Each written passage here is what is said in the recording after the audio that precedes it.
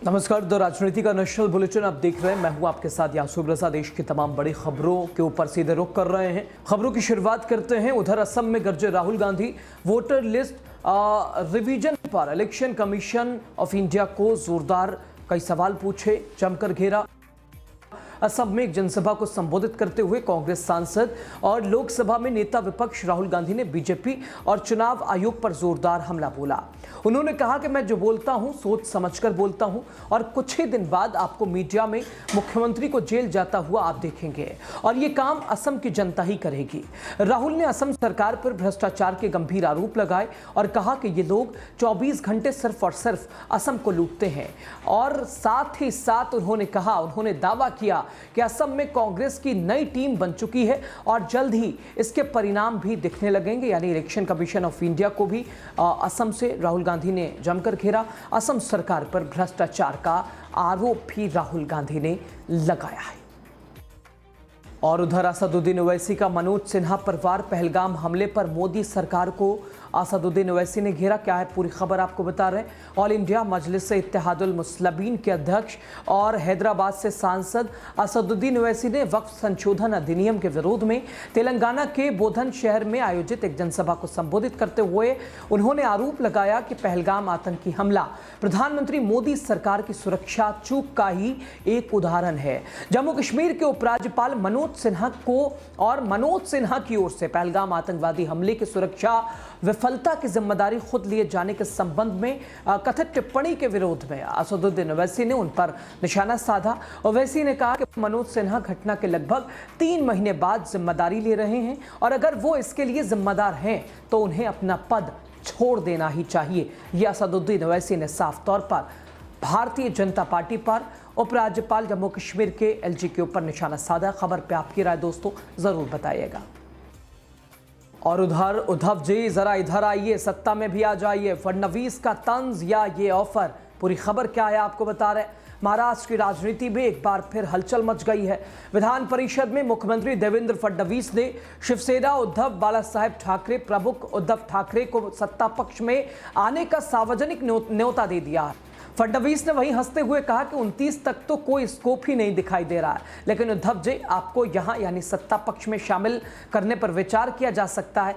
फडणवीस ने भले ही हल्के फुल्के अंदाज में तंज कसा, लेकिन इसके सियासी मायने गहरे हैं। फडणवीस के ऑफर पर उद्धव ने कहा कि ये सब बातें हंसी मजाक में हो रही थी, हंसी मजाक में ही इसे रहने देना चाहिए। खबर पे आपकी राय जरूर बताइए।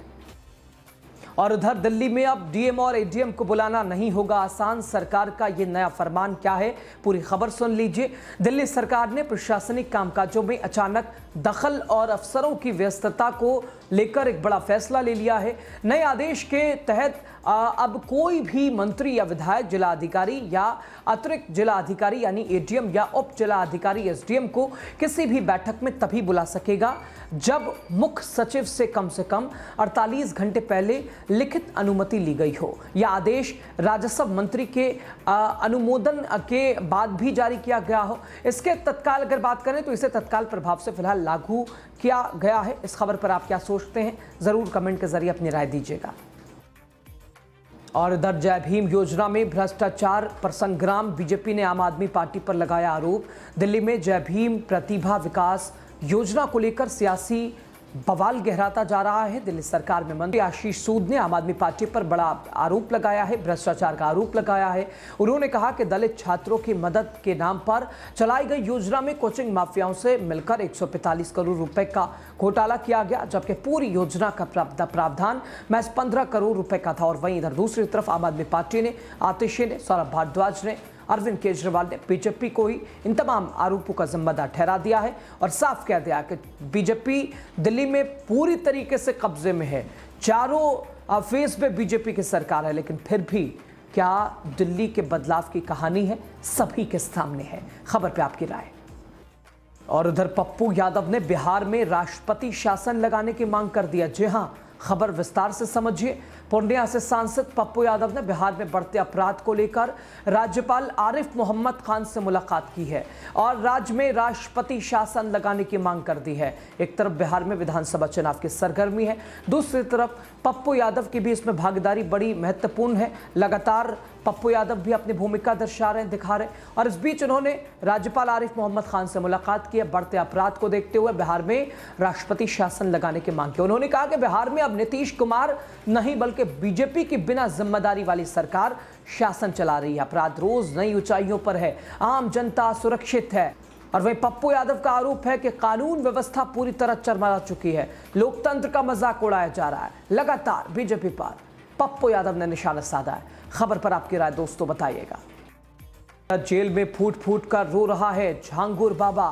अवैध धर्मांतरण का रैकेट चलाने वाला झांगुर बाबा, उसके राज अब परत दर परत खुलते जा रहे हैं। धीरे धीरे उसके राज उजागर होते जा रहे हैं, साथ ही उसके मुश्किलें भी बढ़ती जा रही हैं। एक तरफ जहां झांगुर बाबा के 14 ठिकानों पर छापेमारी हो रही है, दूसरी तरफ यूपी एटीएस ने उसके भतीजे यानी सोहराब को गिरफ्तार कर लिया है। सोहराब पर आजमगढ़ में धर्मांतरण करने का आरोप है।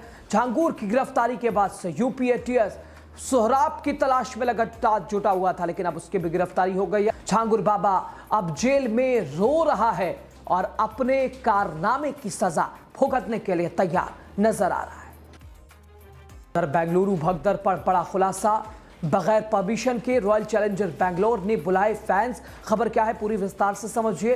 बेंगलुरु के चिन्नास्वामी स्टेडियम के बाहर 4 जून को रॉयल चैलेंजर्स बैंगलोर की पहली आईपीएल जीत के जश्न के दौरान हुए भगदड़ में 11 लोगों की जान चली गई। इस हादसे में 50 से ज्यादा लोग घायल हुए।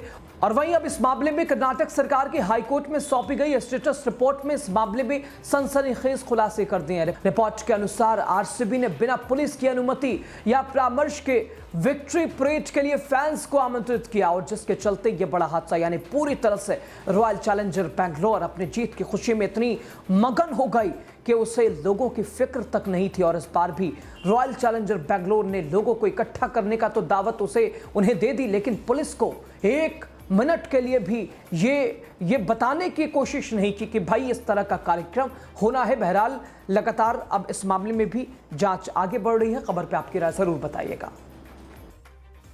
और इधर लखनऊ से दुबई जा रही फ्लाइट रद्द हुई है। विमान में आई तकनीकी खराबी जिस वजह से विमान को रद्द कर दिया गया है। पूरी खबर क्या है सुन लीजिए आप। उत्तर प्रदेश की राजधानी लखनऊ के अमौसी एयरपोर्ट पर उस वक्त हड़कंप मचा जब लखनऊ से दुबई जा रही एयर इंडिया की एक बोइंग विमान में तकनीकी खराबी आ गई। विमान में करीब 155 यात्री सवार थे, दुबई जाने के लिए तैयार थे, लेकिन टेक्निकल खराबी आने के कारण फ्लाइट रद्द कर दी गई। प्राप्त जानकारी के मुताबिक पायलट जैसे ही कॉकपिट में बैठा, इंजन चालू किया, उसमें से अजीब आवाज निकलने लगी। और फिलहाल एयर इंडिया के ऊपर जिस तरह से खतरा मंडराता नजर आ रहा है, कोई रिस्क लेने की भी गुंजाइश नहीं है। लेकिन एयर इंडिया कैसे सुरक्षित करेगा, यात्रा सुनिश्चित करेगा, ये सबसे बड़ा सवाल है। लगातार एयर इंडिया के विमान में खामी खराबी, ये क्या बड़ी वजह है, इसके पीछे का क्या कारण है। एक बार फिर लखनऊ में बड़ा हादसा होते होते टला और टेक ऑफ करने से पायलट ने मना कर दिया, चूंकि इंजन को स्टार्ट करते ही उसमें अजीब सी आवाज आने लगी, जिस वजह से इस विमान को रद्द कर दिया गया। यात्रियों की सुविधा के लिए अलग से एयर इंडिया ने इंतजाम किए, लेकिन फिर भी जिन्हें जहां पहुंचना है, जो यात्रा जिसकी सुनिश्चित है, जिसका प्लान है, वो भाई क्या करे। उसने टिकट भी लिया, शेड्यूल पूरी तरह से उसके अनुसार था, फ्लाइट टेक ऑफ भी करने वाली थी, लेकिन अंतिम समय में पता चला कि भाई विमान में खराबी है और जिस वजह से विमान को रद्द कर दिया गया है। खबर पर आपकी राय जरूर बताइएगा। फिलहाल के लिए नेशनल बुलेटिन में इतना ही। हर पल की खबरों के लिए आप देखते रहिए द राजनीति। नमस्कार।